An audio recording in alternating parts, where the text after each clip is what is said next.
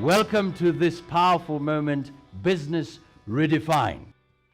This is the place. Religion and business. Faith-based practices in business. Actually, we're going to listen to these men of the cloth, men who are at the very center in terms of religion. They are our leaders, and they're going to share with us the principles from the different religions.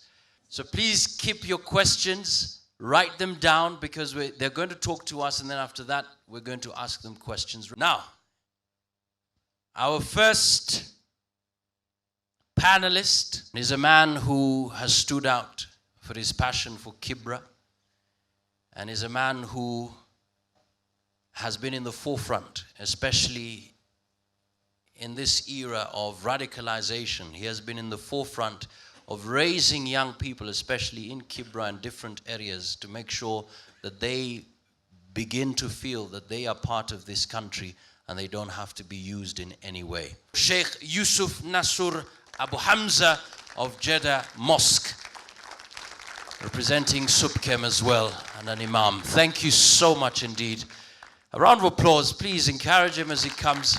Asante sana. Shukran. Thank you so much. Please have your seat. Asante sana.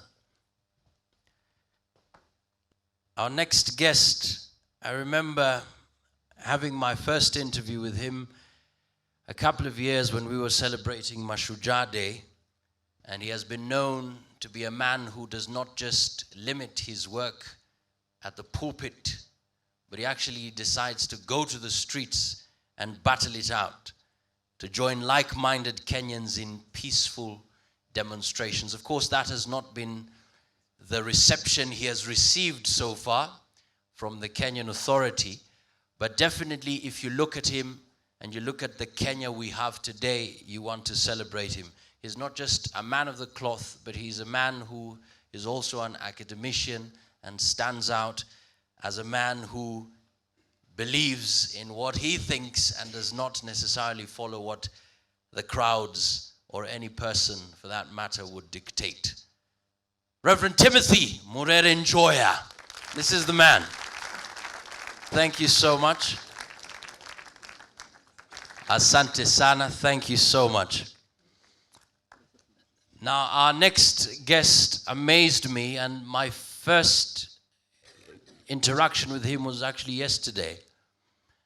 And when I looked at him, I didn't know what he was actually representing in terms of his past. He was the entrepreneur of the year when he was in the university. How do you survive when you lose 5 million shillings, the money that you've been saving for a lifetime? How do you lose that money and stand out? This man actually has stood out from that place of losing that amount of money and many other deals, and now is moving on to be a billionaire. I'm talking about the CEO and founder of Optiven Limited, that was rated as overall winner of the top 100 Kenya mid-sized companies 2014-2015. Please, Mr. George Washiuri. Karibu sana. My goodness, a powerhouse as well. Please, welcome, welcome. Now, I also had a very interesting opportunity to visit the Hindu Council of Kenya, and they were also very excited about this particular program. It's just that they couldn't send a representative, but they said, you know what, in the next one we'll definitely come and really work, be blended, will blend in with the next theme. But we have a clip that will focus on business in Hinduism, and then we will move on to business in Christianity, business in Islam, and now business people, how they look at religion as a whole coming into play. So please listen keenly. This is just to represent the Hindu voice in this debate.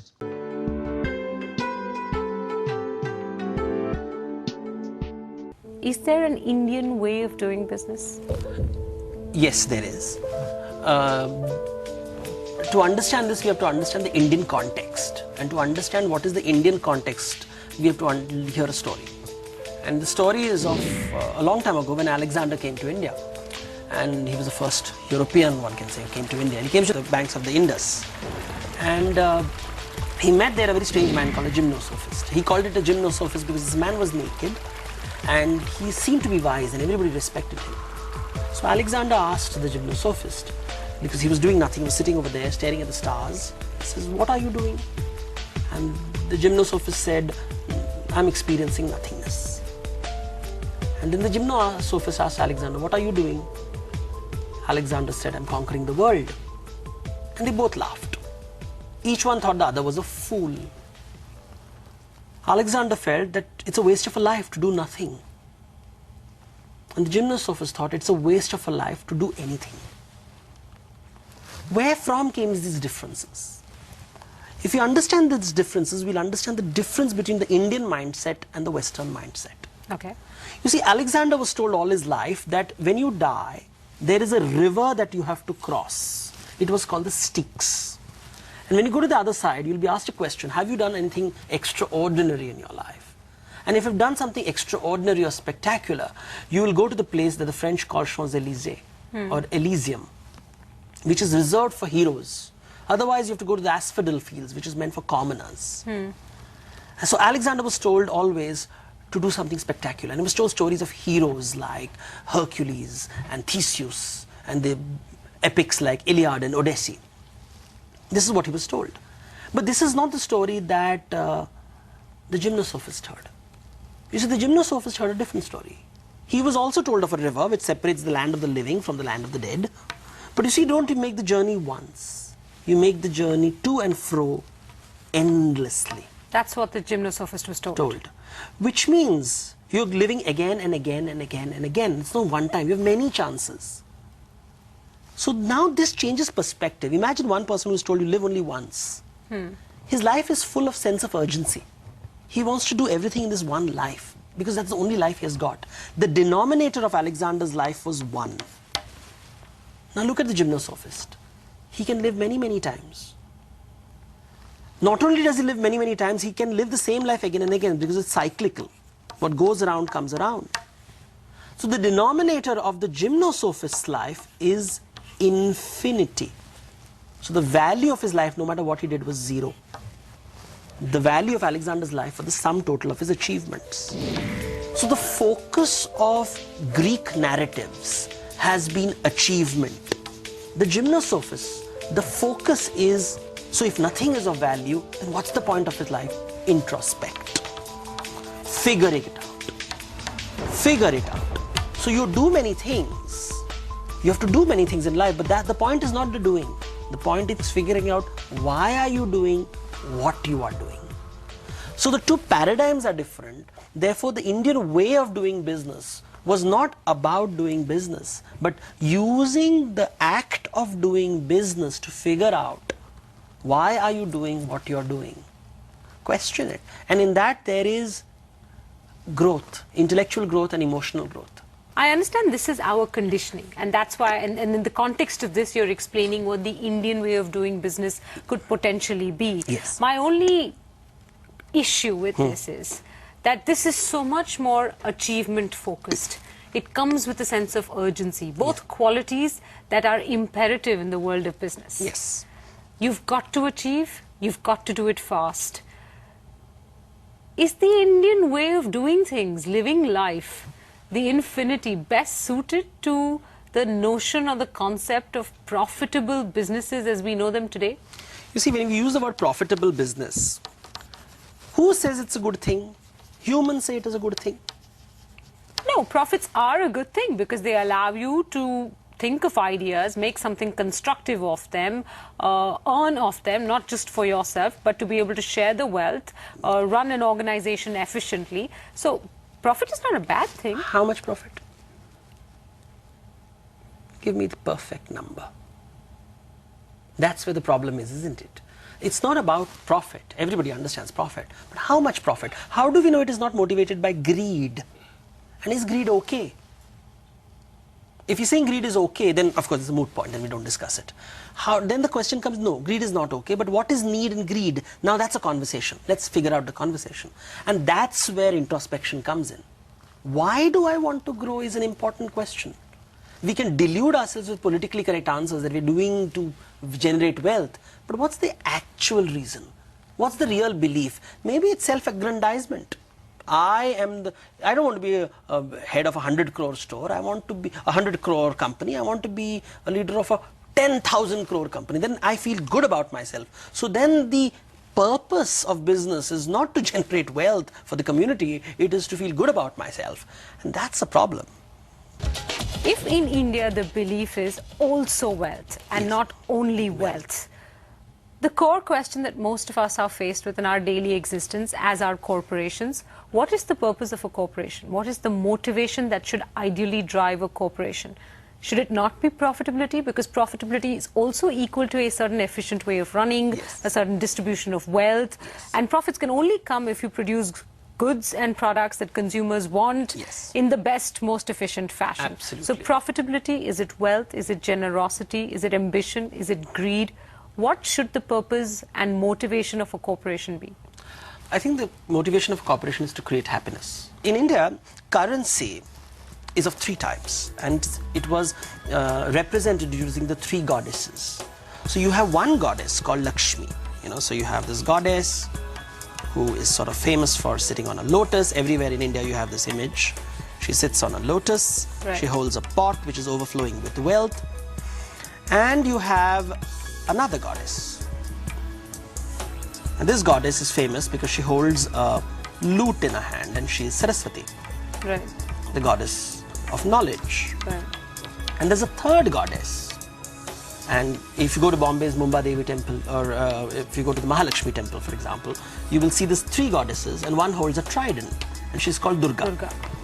So you have, forgive me, but now this has unfortunately become a very infamous term. It's LSD.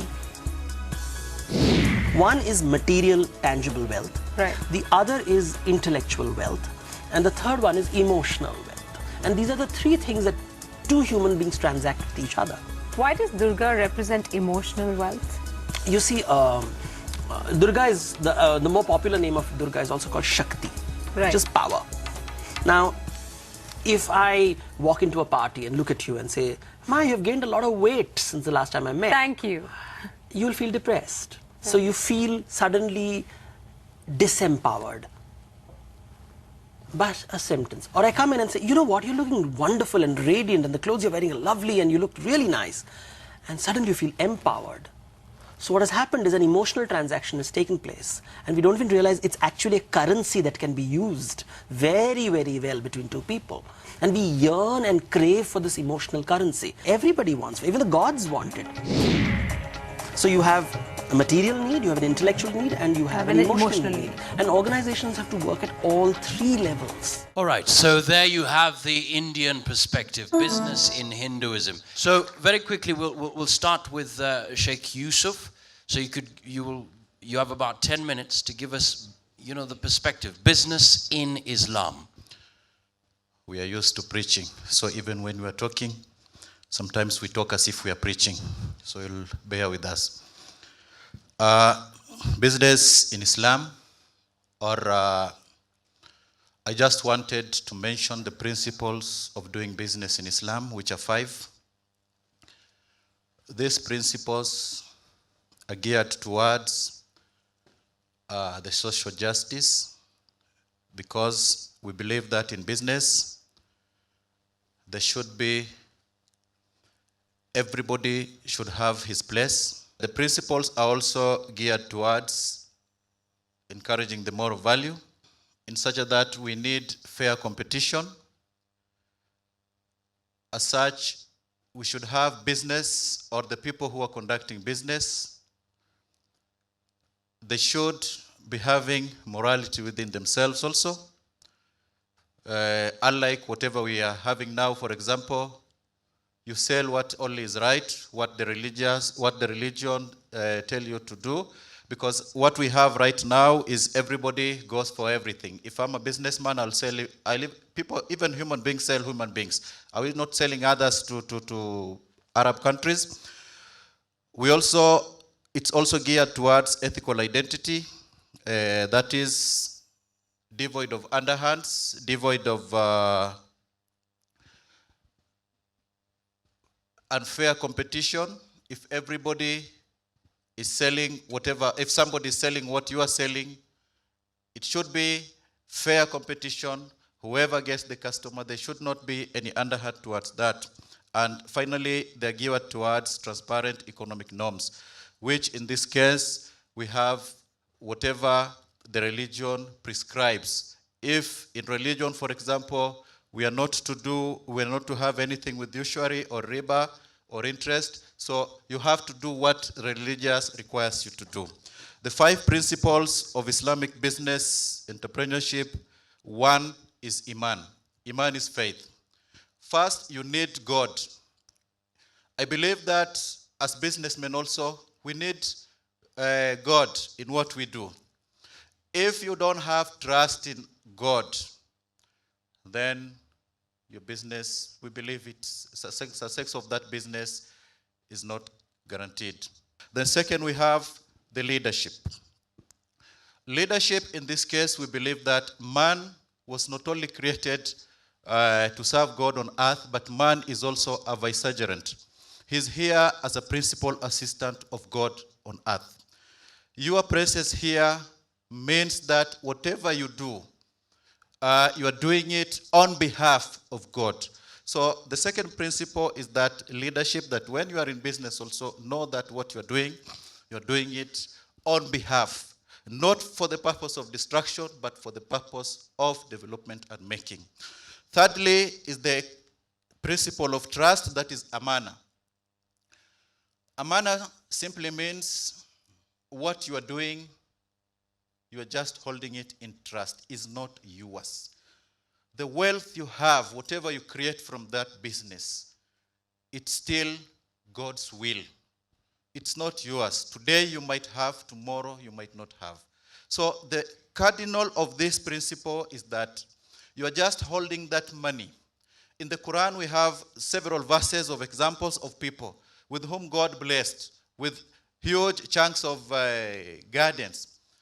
They were told after a certain time, when you harvest, then you have to give to the poor. Some gave, some did not. In those verses, for those who did not give, the following day in the morning, they did not have, because fire came and destroyed everything that they had. So we believe in this trust, this amana. Amana means that this, whatever I'm holding, I'm just having it on behalf, because God have entrusted me to have it as a wealth. So when I'm needed to give, I'll give. When I'm needed to help, I'll help. But this is the principle that one should have whenever he's in business. The fourth one is the hisba. Hisba means accountability. Accountability is simply that your wealth and whatever you have, you need to give accountability. If not to the taxman who is here, you will give it tomorrow to God. Accountability means whatever you are doing in terms of business, you have to do it right. If tomorrow I'm involved in something unscrupulous sort of thing in business, I need to know that tomorrow, even if I will evade tax by doing ABCD, but tomorrow I'll be answerable to God. Why did you this? For example, we have people who grab, let's say, the public utilities, a place that is for children, a place that is for school, a place that is for hospital, for example. When you do that, when you grab such a utility, of course, you will do everything in your powers while you are here. You will bribe, you will do everything, because me and you, we are all humans and the government is all human. But tomorrow, before God, when you are going to ask how many people died in this village because they don't have hospital, your responsibility was that, the responsibility of everybody in this village was that there was supposed to be a hospital, but because of you, these people died. So you have to be accountable there. So that is what we say also, hisba. Hisba means accountability. And lastly is what we call enjoining good and discouraging what is wrong. In this principle, it cut across all the spheres of life, because enjoining good is a responsibility not only of somebody in business, but it's a responsibility that is with everybody within the society. And to enjoin good, the opposite of it is when somebody is doing the opposite. We call it munkar. This munkar means that one is doing something evil. Actually, the actual name for it is evil. Here, everything is based upon what we call evil. Call it corruption. Call it every other social evil that we have falls under this enjoining good and not discouraging. So we have 3 ways how a Muslim is supposed to stop what is not right in the society. Either by your hand. By your hand means if you have the ability, like the way people do, go and stop it. Tell this person, this what you are doing is not right here. This kind of business is not good here. Stop it. If you can't, then we are told to speak about it by your tongue. Speaking about it by your tongue means that you have, like the way we are talking about corruption. That is one way of saying it. And the third one is hating it. And that we say is a wrong way of doing it, but it's accepted that you hate it in your heart. You don't like it, but you don't say it. You don't stop, but it will stop because you don't like it, you hate it. For this, I think because of time, I beg to stop here. Thank you very much. Timothy Njoya, please. Makofi tafadhali. Let me start by saying that there is no Christian way of planting potatoes, or fishing, or even growing a chicken, or milking a cow. So there is no dichotomy between what is business, what is religion, and what is politics. All are basic structures of human relationships. Human relationships, all basic human relationships, are necessarily material relationships. And that means that you need things to use for sustaining life. And as such, you cannot be a mother. That is a social relationship. Unless you give your breast to a child to suck. That is material relationship. You have to provide milk to a baby, and that is material, in order to sustain your relationship with the baby. The other thing is that there's a commonality of values in all religions. Whether Buddhism, Hinduism, Christianity, or Judaism, on all those things, that to sustain a society, you need to develop the rules by which you do business, or which you acquire material values to sustain a family. And in those values, whether it's you are developing your talents, or whether you are investing or sharing, buying shares, what they try to do is to introduce rules for curtailing greed, self-interest, because according to Thomas Hobbes, all human relationships are basically based and driven by self-interest, which is very contrary to Christianity. The same with capitalism. All relationships are driven by greed, by acquisition of things. Entrepreneurship is a tool of the devil. In that, it is based on greed, on acquisition of profit, of increasing what you have, not in bettering your relationships. That one, we have to regulate with the antitrust laws, with minimum wages. And I do believe that we should return minimum wages to Kenya. And we should have to regulate entrepreneurship and business when it is dichotomized with the social relationships, because there should not be a dichotomy. There should be serving being rather than having. To have should serve being, to be, not to have. To have is corrupt, and is corruption basically if you are having in order to have and not to enhance social relationships. If you are having money or cows or cars for you to enhance not a social relationship, but simply having becomes in itself, an end in itself, that is evil. And I'm trying to say that in all religions, the basic reason for doing business, for acquiring knowledge or anything, is to enhance social relationships. our commonality, our love between one another, our fellowship. That's why we have to eat together. And I invite all of you to Holy Communion. Now, so that we can share our resources together in common. Kenya was started on 6 September 1888 by a Queen's Order in Council. And it was called Kenya, British East Africa is hereby established as a British overseas market. Kenya has never stopped to be a market. And as a market, we did not change at colonialism or at independence. That's why we did not return the land to the original owners. We decided to go business with it, to buy it. And we borrowed 62 million pounds to buy land in terms of principles of the market, of laissez-faire, willing buyer, willing seller. On a principles not of social relationship, but on principles of the market. And that's why the original owners of the land don't have it. They are still poor. So Kenya is not really ours. Kenya is, the poor, Kenya is not your Kenya. That Kenya is of the rich. Let me tell you, those people who are saying Pwani is not Kenya, they should have said the youth are not Kenya. They should have said the poor are not Kenya because they are not participants in the relationship, in using material relationships to enhance their dignity. To enhance, if you are Muslim, to enhance your divinity. And if you are Hindu, to enhance your humanity. And if you are Christian, to enhance all. Humanity, dignity, and integrity. Okay, if you are not using your resources to enhance that, you are therefore corrupt. Because you are selfish, you are pursuing material interests and agreed to its extremities.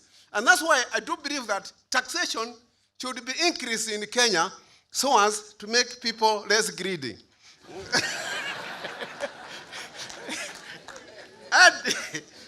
and also rules of the market. So the basic things we have in Kenya, like we make free education.